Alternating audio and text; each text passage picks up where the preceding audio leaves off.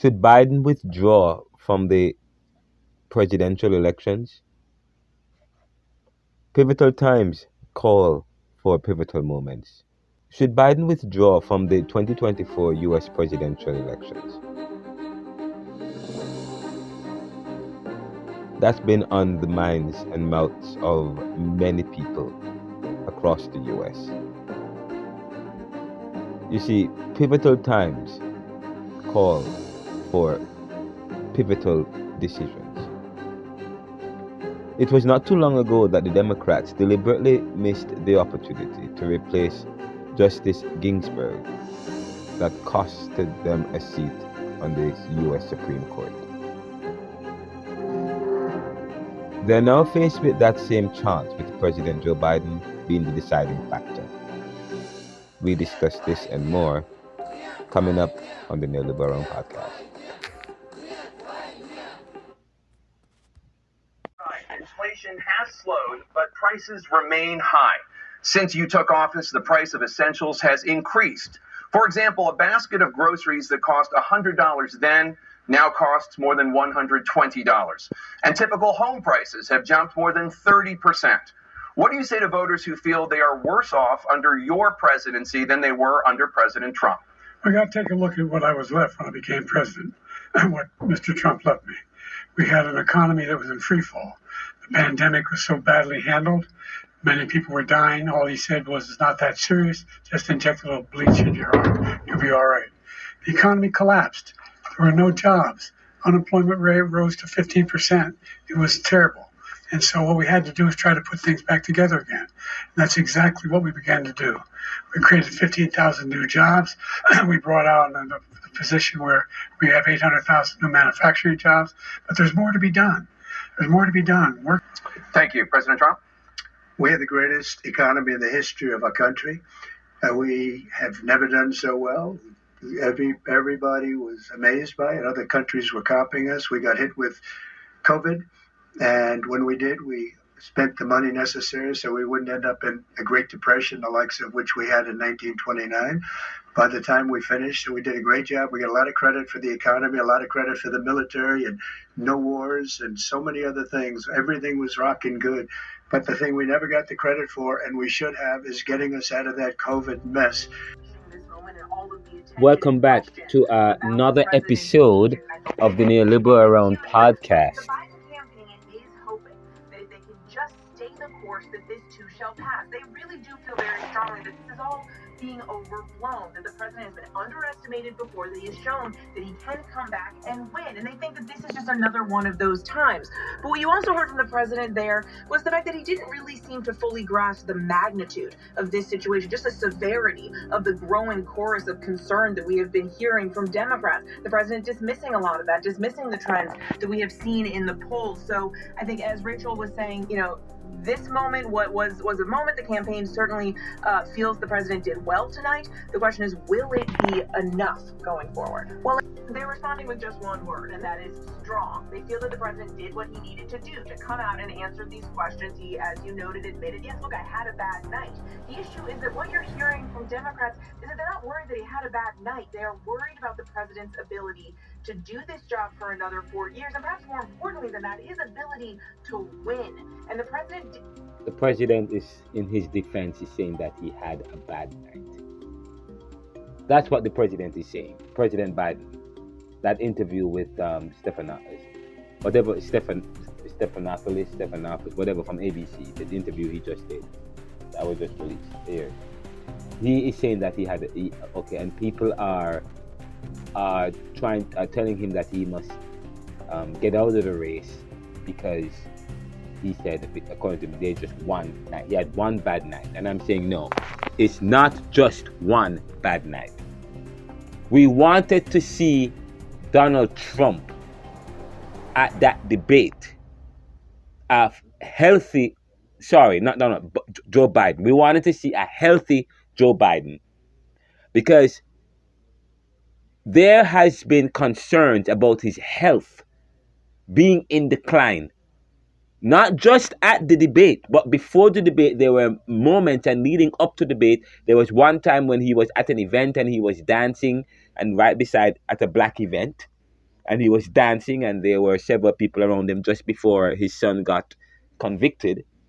And Vice President Kamala was to his right, and right next to that was Kamala's husband, and then so on. And he was seemingly moving robotic, or he was very robotic in his movements, and as if he was oblivious. And not only, there are several other moments when he fell several times coming down Air Force One, or going up Air Force One. He fell, going various events. He fell, or seemingly out of it, or forgetting his thoughts. It's his lines. It has happened a plethora of time. There has been a multiplicity of times.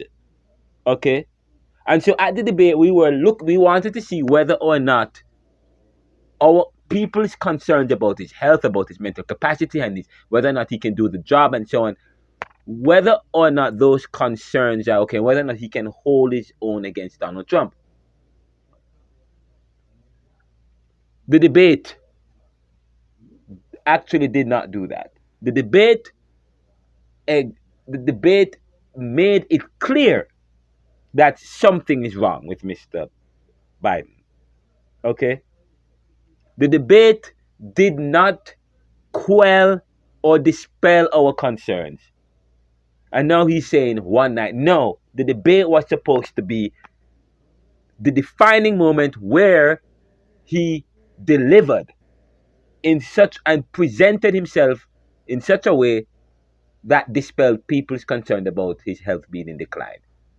What the debate did last week, Thursday, was to confirm people's fears about and doubts about him. So I'm pushing back.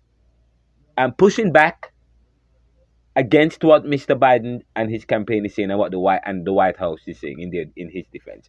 Okay, it's not. He has had several bad nights, several bad days. Okay, the debate was the icing on the cake, and now he's supposed to do an interview, which he did several days after. Do an interview. And when I watched the interview just now, it did not do any. The interview was not great. It wasn't spectacular. Okay. First of all, I am watching Mr. Biden, and he is, the energy, yes, that he had 3.5 years ago. That sharpness, it's just not there. He was looking aged, but he looked. I watched the debate, and he seemed, you can't hear what he's saying, or he just seemed a bit aloof, lethargic, tired, restless, aged. And you were just and you are here sitting down listening to him, and you're waiting for the mistake, waiting for him to trip up, and I'm waiting. That's how he sound. I am cringing, and I'm feeling sorry for him, putting himself under that pressure. I just don't see, I just don't see him as someone who should be running for president at this time. I think he should retire. People are saying, well, he's done a lot. People should think about the fact that he's done a lot for the country. I mean, managed to keep inflation at 3%.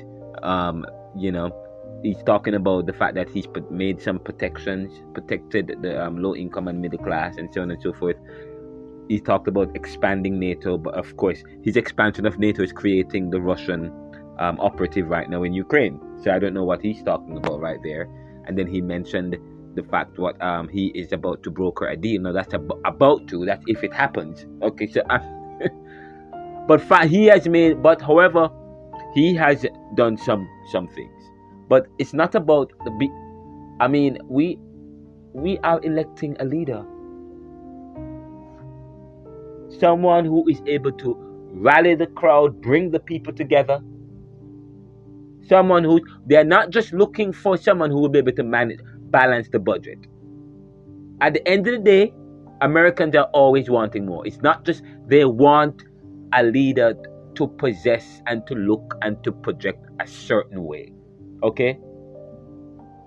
And right now, what we are seeing from Mr. Biden is not that. Okay? I believe that he should resign. I believe that he should resign. I really believe so. Sorry, not resign. Sorry, he should ride out this term, but at the end of this term, he should step down. Okay? The American people, we are electing or voting for someone who will be president for 4 years. He does not look as if he will be able to last 4 years. Of course, that many persons had that fear. 4 years ago or 3.5 years ago, we didn't believe that he'd be able to complete the 4 years. But he's about to complete the 4 years. But right now, at this juncture, it seems as if he is not capable and able. Okay. In the 1980s, Reagan was president, but it wasn't until later on we realized that he had Alzheimer's or dementia. He was ill, and other persons were making the decisions for him.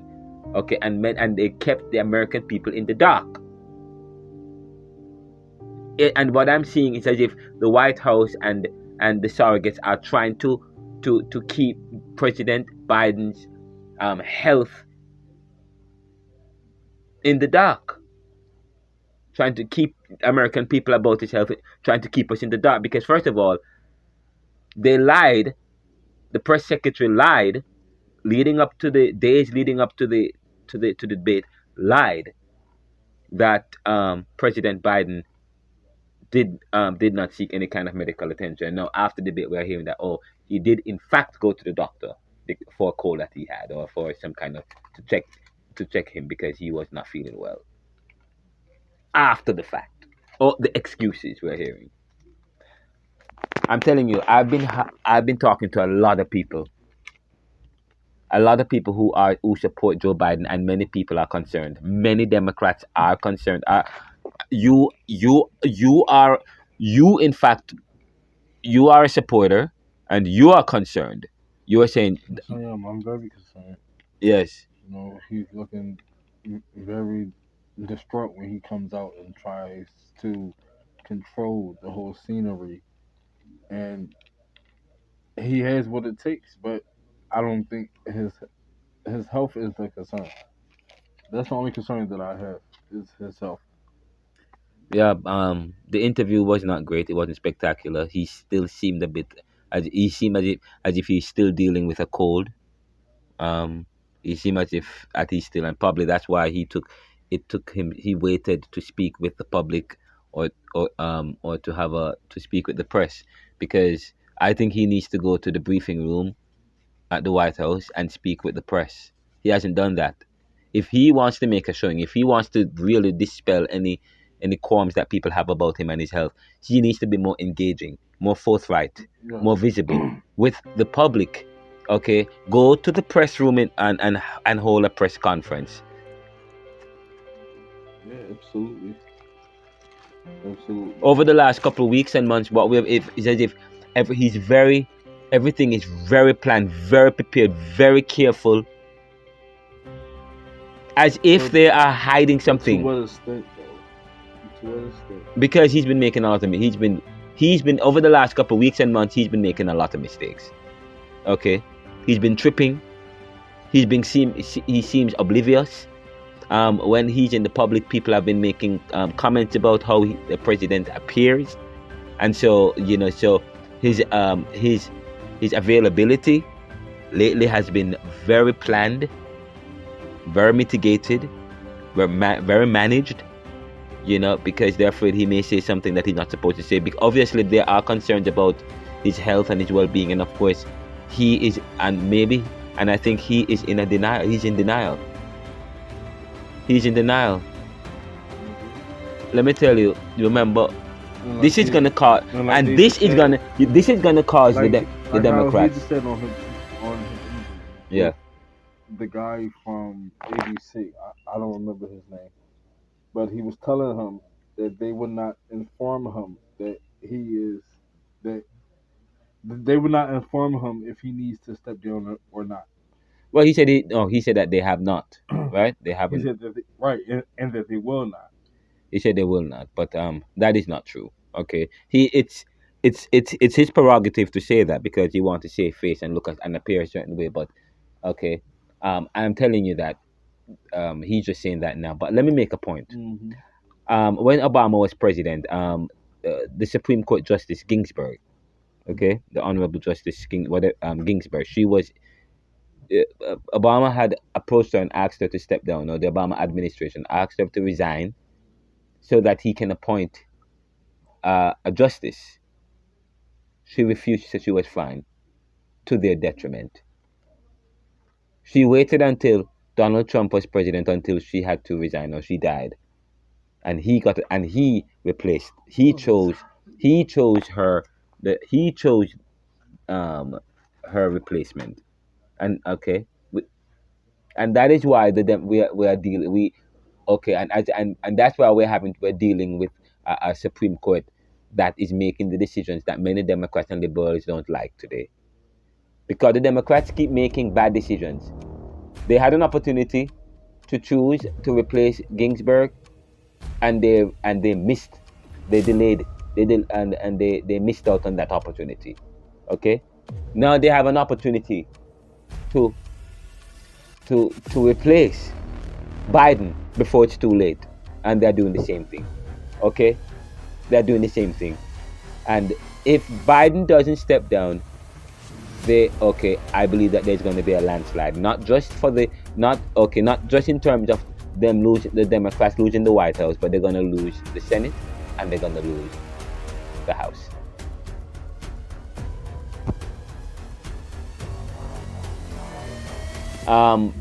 Not only that, Donald Trump has even moved past that. Donald Trump is certain that Biden is going to step down because I mean, people should we should have an interview with Biden. With Trump. Trump, what did you see? You were closest to Biden. What did you see? And I could tell when I was watching Donald Trump himself seemed concerned. He was not as combative because clearly he saw something is going on with Biden, and you know what? And he respected that, and he didn't want to add a wrench into that. So he was very, and I believe that. I sense that.